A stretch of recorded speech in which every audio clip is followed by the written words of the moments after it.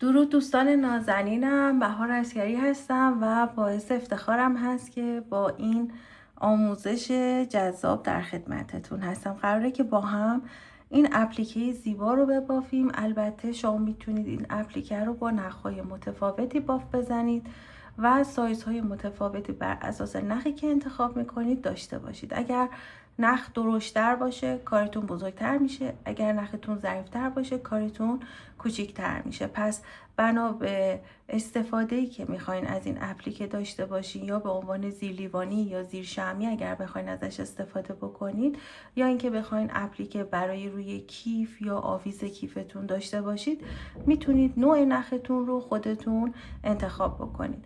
من نخی که انتخاب کردم اضافه نخی بوده که داشتم، فکر میکنم یارن آرت منحتن باشه اگر اشتباه نکنم، چون که خیلی سال پیش اینو خریده بودم. این کوچولو اضافه اومد، گفتم باهاش اینو ببافم و آموزشش رو براتون ضبط بکنم. خب ما قراره که از این مرکز باف رو شروع بکنیم و با هم دونه دونه این ستاره ها رو ببافیم که به این مدل باف دیزی استیچ میگن و یه مدل بافت دیزی هستش که قبلا هم مدل های دیگر رو داشتیم و من توی بافت کیف ستاره‌ای این آموزش رو بهتون دادم و زیرلیوانی گردش رو هم بهتون آموزشش رو قبلا دادم.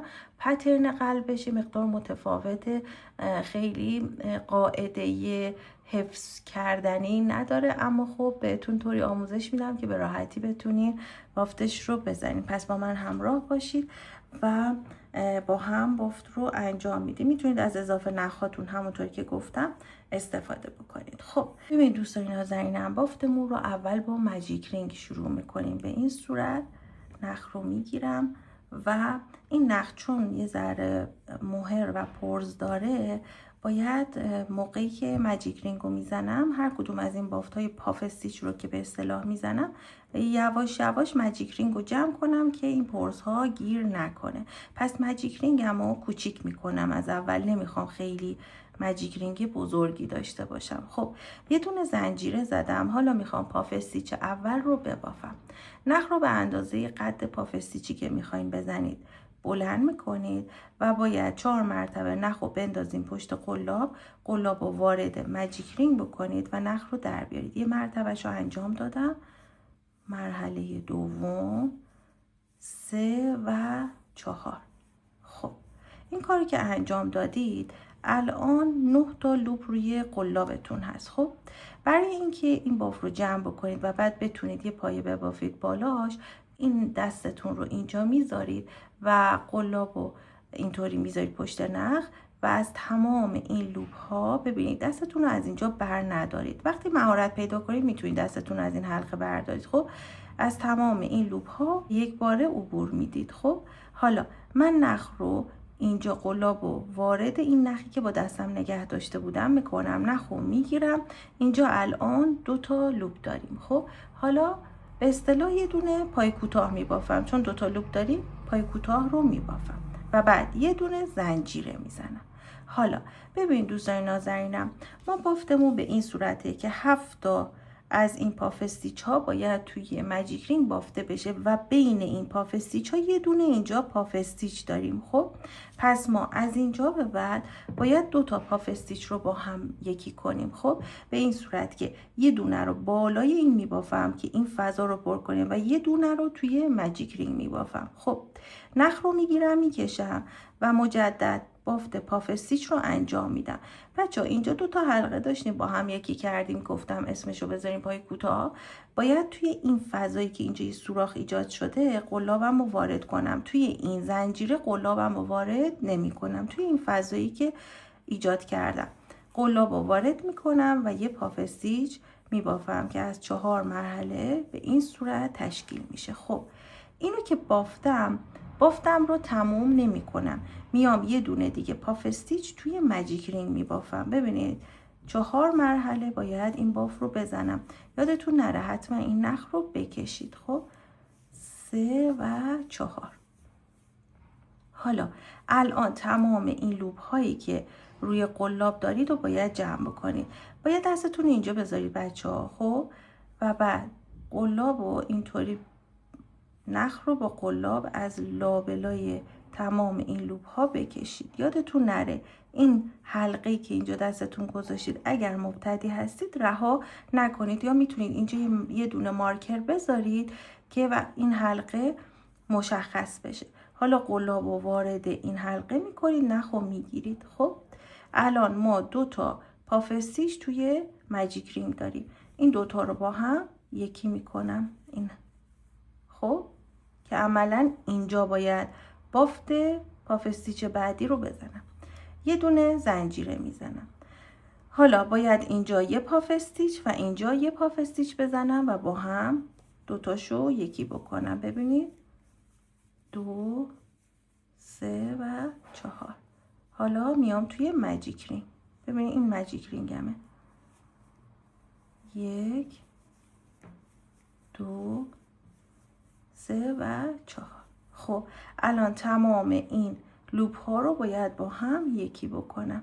ببینید بچه ها دقت کنید، با آرامش این باف رو انجام بدید.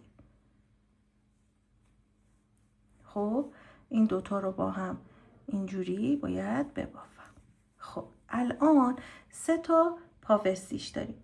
باید 7 تا پافستیش توی این ماجیک رینگ داشته باشیم.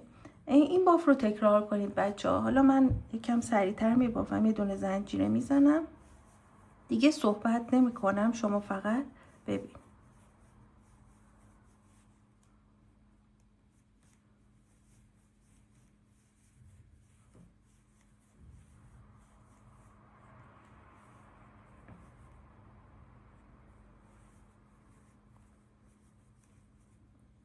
خب ببینید الان ما 4 تا پافستیچ داریم و همونطور که گفتم چون که نخم پرز داره باید دائم اینو حواسم باشه که این پرز ها گیر نکنه و دائم کوچیکش کنم. خب الان 1 2 3 4 تا پافستیچ توی ماجیک رینگمون داریم و 1 2 3 تا پافستیچ اتصال این پافستیچ هست.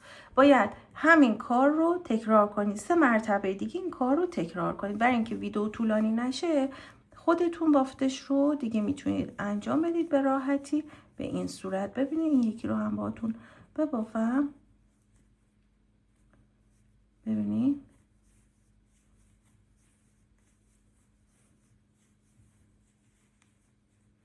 به این شکل. خب یه دونه زنجیره رو یادتون نره. الان 5 تا 2 تا دیگه هم میبافم. خب ببینید عزیزان من الان 7 تا پافستیچ توی ماجیک رینگ دارم. نخش هم اینجاست. ببینید 1 2 3 4 5 6 7 و 1 2 3 4 5 6 تا پافستیچ بین این پافستیچ ها دارم. حالا باید این قسمت رو تکمیل بکنم. میام اینجا نخو میگیرم میکشم و توی همین قسمت بالا یه دونه پافستیچ میبافم. خب و بعد دیگه توی ماجیک رینگ پافستیچ نمی بافم. میام روی بین این پافستیچی که اینجا یه حلقه اینجا داریم اینجا میام و یه دونه پافستیچ اینجا می بافم. 3 و 4. حالا اینها رو با هم یکی می کنم. خب به این صورت و یه دونه زنجیره می زنم. ببینید بچه ها من الان اینجا این دیزی وسط رو کامل کردم. خب و الان باید این یکی رو باف بزنم. ببینید این یکی رو، خب این یکی رو که این شکلیه. ببینید من الان اینجا رو کامل کردم و میخوام اینجا رو باف بزنم به این صورت که باید توی این یکی یه دونه این بالا و اینجا رو ماجیک رینگ در نظر بگیریم. ببینید 1 2 3 تا اینجا پافستیچ داریم که یکی از اینها مال این یکیه. خب من میخوام اینجا رو الان دوباره یه دونه دیزی ببافم که از 7 تا بخش تشکیل شده. خب پس باید چی کار کنم؟ نخو میگیرم و ببینید 1 2 3 و 4 مرتبه توی این قسمت و بعد میام الان 1 2 3 تا دارم و باید این قسمت هم 7 تایی بشه. خب میام و توی این قسمت مرکز این رو ماجیک رینگ وسط در نظر میگیریم. خب و این باف رو به این صورت انجام میدیم. خب الان 1 2 3 4 تا توی این بخش بافته شده. یه دونه زنجیره میزنم، یکی این بالا و یکی توی مرکز میبافم به این صورت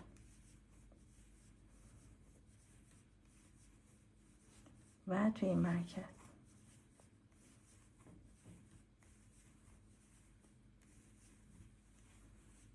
به این شکل. خب 1 2 3 4 5 مجدد این قسمت بالای این و توی مرکز این قسمت و اینها رو با هم یکی میکنم.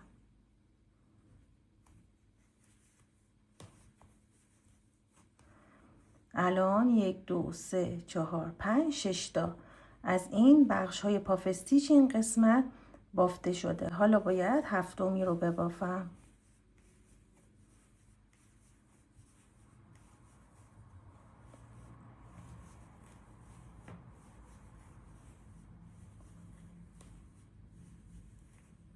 این پافستیچ ها رو، این دوتا رو جمع نمی کنیم و میاییم ببینید توی این قسمت، توی این قسمت بعدی پافستیچ ایجاد میکنیم و بعد 3 تا پافستیچ رو با هم جمع میکنیم. 1 2 3 و 4. خب الان ما 3 تا پافستیچ داریم. دستمون رو میذاریم اینجا و آروم آروم نخ رو از توی تمام این لوپ ها در میاریم و قلاب رو وارد این حلقه میکنیم، نخ رو میگیریم و اینجا بافتمون رو تکمیل میکنیم. این 3 تا رو که با هم یکی کردید زنجیره نزنید، به جاش بیاین ببینید توی این قسمت. خب توی این قسمت اینجا و بست بزنید به این صورت.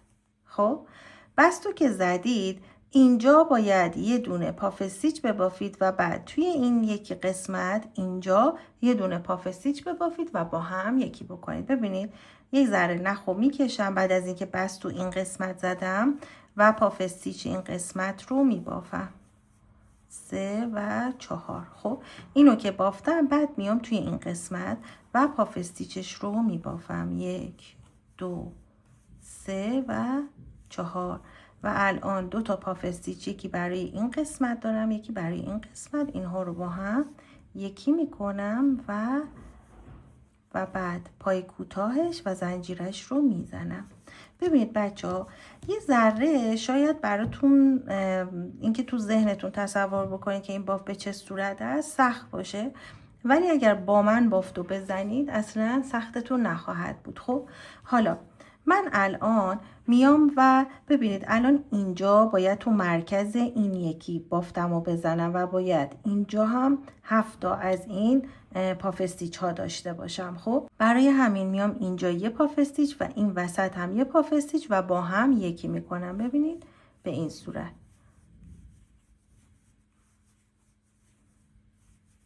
خب اینو ماجیک رینگ در نظر میگیرم. اینو اینجوری میگم که اولین بافتی که داشتیم توی ماجیک رینگ واضح بود براتون تو ذهنتون. خب الان 2 تا پافستیچ دارم با هم یکی میکنم و بعد یه دونه زنجیره میزنم. مجدد یه دونه پافستیچ اینجا و یه دونه توی این مرکز که بهش میگیم مثلا ماجیک رینگ. خب قد نخ رو بلند میکنم و اینو بافتم. حالا میام اینجا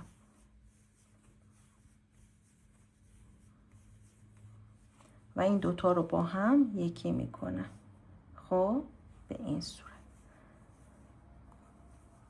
مجدد بشمارم 1 2 3 4 5 6 تا پافستیچ اینجا دارم. خب حالا باید پافستیچ آخرش رو هم ببافم. این صورت آخریش رو هم میبافم. ببینید 1 2 3 و 4 توی این ماجیک رینگ آخرین پافستیچ رو میبافم و میام و اینجا دوتا رو با هم یکی میکنم و اینجا پایش رو میبافم. اینجا زنجیره نمیزنم. خب میام یه دونه پافستیچ اینجا میبافم. خب ببینید برای اینکه قلب کامل بشه یه دونه پاف استیچ اینجا میبافم توی این قسمت که الان 3 تا گلبرگ به اصطلاح داره یا 3 تا پاف استیچ اینجا با هم یکی میکنم و زنجیره میزنم. بعد میام توی این قسمت ببینید اینجا توی این کنار این پاف استیچ بست میزنم به این صورت و عملا این بخش قلب ما کامل شده. خب ببینید این قسمت بالای قلب هست و این قسمت پایین قلبه. خب باید نخ رو برسونم به این قسمت پایین، برای همین اینجا رو بست میزنم به این صورت. خب اینجا میرسم به این قسمت، توی این قسمت 1 2 3 تا از این پاف استیچ ها دارم، توی این قسمت میام و 4میش رو هم میبافم، بست میزنم توی این مرکز و 4مین پاف استیچ رو میبافم که قسمت پایین قلب تیز بشه به این صورت. خب به این شکل این پاف استیچ رو که جمع کردیم میایم توی این فضایی که اینجا داریم و بستش رو میزنیم. خب ببینید عزیزان، شما میتونید این اپلیکه رو به همین شکل استفاده کنید یا اینکه دور تا دورش رو به صورتی که من باف زدم باف بزنید، به این صورت که میاین و یه دونه زنجیره میزنید. خب توی این فضا میاین و یه دونه پای کوتاه میبافید. خب و اینجا مارکر بذارید. اوکی. حالا برای فضایی که پاف استیچ داریم توی این گوشه ها ببینید این 2 تا لوپ این حلقه کناری رو زیر قلابتون رو زیرش وارد میکنید و توی این قسمت برای پاف استیچ ها 2 تا پایه میبافید. خب توی فضاهایی که مرکز دیزیمون هست یا مرکز گلد هست یه دونه پای کوتاه میبافیم و توی این قسمت های پاف استیچ 2 تا. خب به این صورت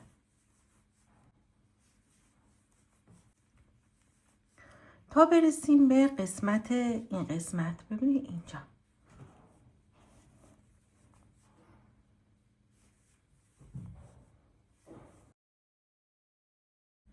ببینید توی این قسمت که بافت پای کوتاه زدم به این قسمت که میرسم این پاف استیچ رو رها میکنم، اینجا میام بست میزنم. خب و بعد میام توی این قسمت مرکز این بخش و اینجا پای کوتاه میبافم. حالا مجدد 2 تا پای کوتاه توی قسمت پاف استیچ، یه دونه پای کوتاه توی قسمت مرکز بافته میشه به این صورت. خب تا قسمت پایین تا اینجا من این باف رو باید به همین صورت تکرار بکنم به این شکل.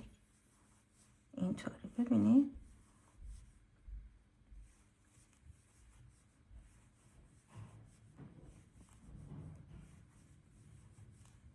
آخرین پایه رو که باف زدم نخ رو کوتاه قطع میکنم. حالا یه ذره من بلندتر قطع کردم. خب و اینجا باف رو این شکلی تموم میکنم. حالا یه دونه سوزن بر میدارم و با سوزن این باف رو تموم میکنم.